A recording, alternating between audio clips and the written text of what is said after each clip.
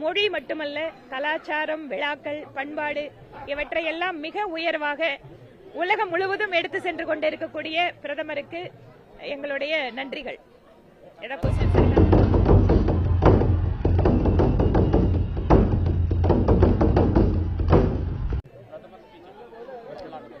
பிரதமரோட speech எப்பவுமே அவர் மாநிலங்கள் பலவாக, மொழிகள் பலவாக இருந்தாலும் கூட அத்தனை பேரும் ஒரே நாட்டை சேர்ந்தவர்கள் அப்படிங்கிற விஷயத்துல எப்பவும் அந்த ஸ்ட்ராங் மெசேஜ் கொடுப்பாரு.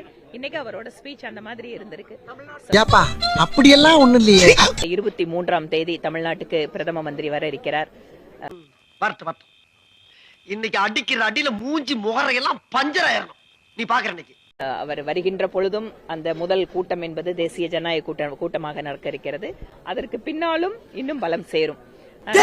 என்னடா செத்துட்டா? அவனே எங்க செத்தான்? நீதான் சத்தியம் பண்ணி சாவடிச்சிட்ட. எது நடக்காது.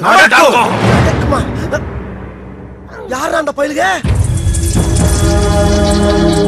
இன்றைய தேதியை பொறுத்தவரை திமுக கூட்டணியை வீழ்த்துகின்ற சக்தி ஒரு கூட்டணிக்கு இருக்க முடியும் என்றால் அது தேசிய ஜனநாயக கூட்டணிக்கு மட்டும்தான் இருக்கிறது.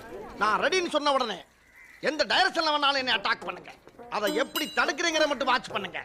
ரெடி.